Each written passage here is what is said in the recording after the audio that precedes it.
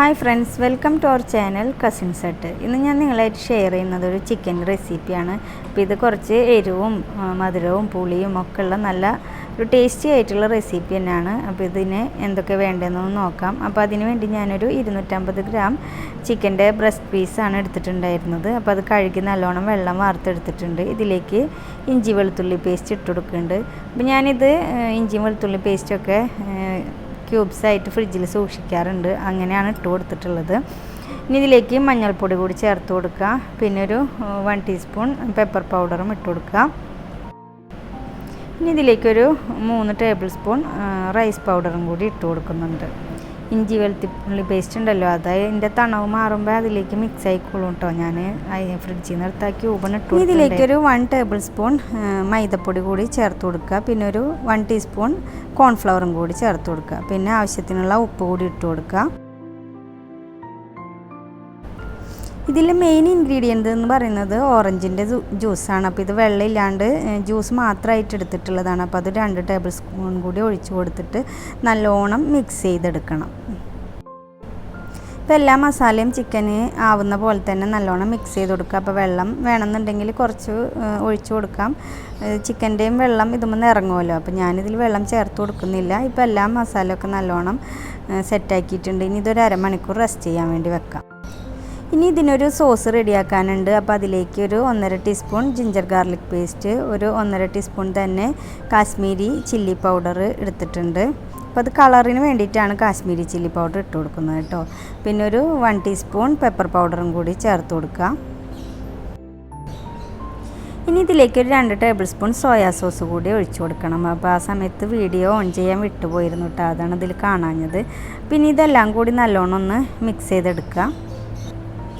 ഇനി ഇതിലേക്ക് ഒഴിക്കേണ്ടത് ഒരു 1/2 ഗ്ലാസ് ഓറഞ്ചിൻ്റെ ജ്യൂസാണ്. നമ്മുടെ റെസിപ്പി തന്നെ ഓറഞ്ച് ചിക്കൻ ആണല്ലോ. അപ്പോൾ ഇതിൻ്റെ മെയിൻ ഇൻഗ്രീഡിയൻറ്റും ഓറഞ്ച് തന്നെയാണ്. അപ്പോൾ ഇത് ഫ്രഷ് ജ്യൂസാണ് ഒഴിച്ചു കൊടുക്കുന്നത്. പിന്നെ ഒരു 1 ടീസ്പൂൺ ഹണി കൂടി ചേർത്ത് കൊടുക്കുക.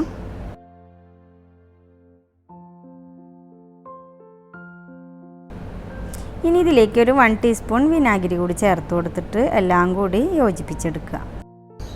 അപ്പോൾ നമ്മുടെ ഓറഞ്ചിൻ്റെ സോസ് ഇവിടെ റെഡി ആയിട്ടുണ്ട്. പിന്നെ ഇതിനൊരു കോട്ടിങ്ങിന് വേണ്ടിയിട്ട് ഒരു 3/4 ടേബിൾ സ്പൂൺ കോൺഫ്ലവറും കൂടി എടുത്തിട്ടുണ്ട്. അപ്പോൾ അതിലേക്ക് കുറച്ച് വെള്ളം കൂടി ഒഴിച്ചു കൊടുത്തിട്ട് നല്ലോണം കട്ടില്ലാണ്ട് അത് മിക്സ് ചെയ്ത് അവിടെ വെക്കാം.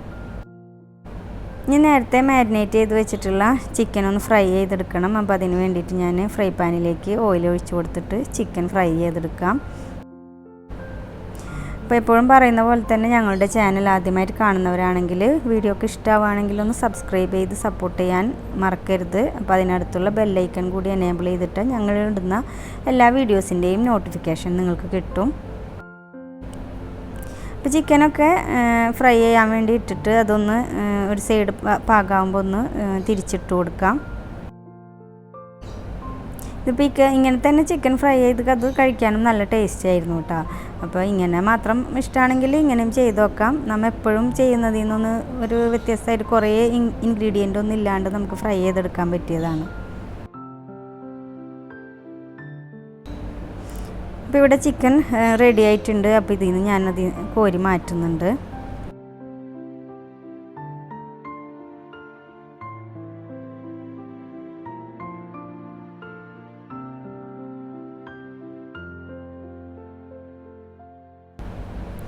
ഇനി ബാക്കിയുള്ള ചിക്കനും കൂടി അതുപോലെ പാനിലേക്ക് ഇട്ടിട്ട് ഫ്രൈ ചെയ്തെടുക്കാം.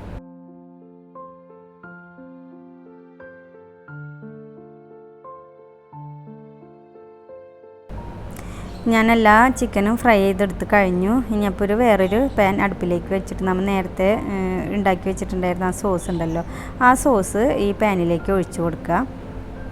അപ്പോൾ ആ പാത്രം ഒന്ന് കഴുകിയിട്ട് കുറച്ച് വെള്ളം കൂടി ചേർത്ത് കൊടുക്കുക. ഇനി ഇത് നല്ലോണം ഒന്ന് തിളക്കട്ടെ. ഇതപ്പോൾ നല്ലോണം തിളച്ച് വരുമ്പോൾ നമ്മൾ നേരത്തെ മിക്സ് ചെയ്ത് വെച്ചിട്ടുണ്ടായിരുന്ന ആ കോൺഫ്ലവറിൻ്റെ മിക്സ് ഉണ്ടല്ലോ, അത് കുറേശ്ശെ ആയിട്ട് ഒഴിച്ചു കൊടുക്കുക.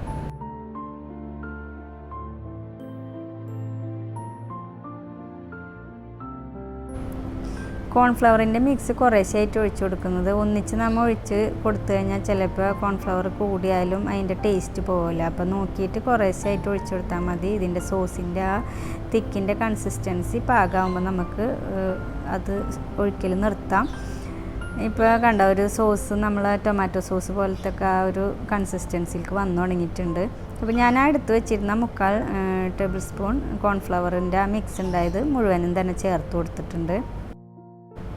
ഇപ്പോൾ സോസിൻ്റെ തിക്കൊക്കെ കറക്റ്റ് പാകമായി തുടങ്ങിയിട്ടുണ്ട്. ഇനി ഇതിലേക്ക് ചിക്കൻ ആഡ് ചെയ്ത് കൊടുക്കണം. ഫ്രൈ ചെയ്ത് മാറ്റി വെച്ചിട്ടുണ്ടായിരുന്ന ആ ചിക്കൻ ഇതിലേക്ക് ഇട്ട് കൊടുത്തിട്ട് നല്ലോണം ആ സോസ് ഈ ചിക്കൻ്റെ എല്ലാ ഭാഗത്തിലേക്കും ആവുന്ന പോലെ തന്നെ മിക്സ് ചെയ്ത് കൊടുക്കുക.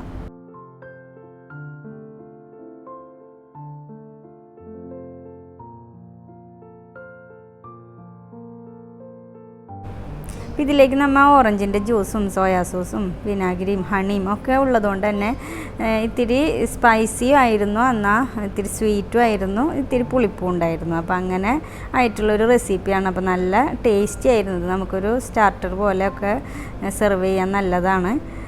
അപ്പോൾ വീഡിയോ ഇഷ്ടമാവുകയാണെങ്കിൽ മറ്റുള്ളവരിലേക്ക് ഒന്ന് ഷെയർ ചെയ്ത് കൊടുക്കാൻ മറക്കരുത്. ഇപ്പോൾ ഇവിടെ ചിക്കൻ റെഡി ആയിട്ടുണ്ട്. അപ്പോൾ ഇതിലേക്ക് ഞാൻ കുറച്ച് ഗാർണിഷ് ചെയ്യാൻ വേണ്ടിയിട്ട് വൈറ്റ് എള്ളുണ്ടല്ലോ അതൊന്ന് റോസ്റ്റ് ചെയ്തെടുത്തത് ഒന്ന് ഇതിൻ്റെ മുകളിലേക്ക് ഇട്ട് കൊടുക്കുന്നുണ്ട്. നമ്മളെ കയ്യിൽ സ്പ്രിംഗ് ഓണിയൻ ഉണ്ടെങ്കിൽ അത് ഇട്ട് കൊടുത്താലും മതി. ഇനി ഇതൊന്ന് കഴിച്ച് നോക്കട്ടെ. നല്ല ടേസ്റ്റി ആയിട്ടുള്ള ഓറഞ്ച് ചിക്കൻ ഇവിടെ റെഡി ആയിട്ടുണ്ട്. അപ്പോൾ വീഡിയോ ഇഷ്ടമായാൽ ലൈക്ക് ചെയ്യാനും ഷെയർ ചെയ്യാനും സബ്സ്ക്രൈബ് ചെയ്ത് സപ്പോർട്ട് ചെയ്യാനും കൂടി ഓർമ്മിപ്പിക്കുന്നു. വീണ്ടും മറ്റൊരു വീഡിയോയുമായി കാണുന്നത് വരെ താങ്ക് യു.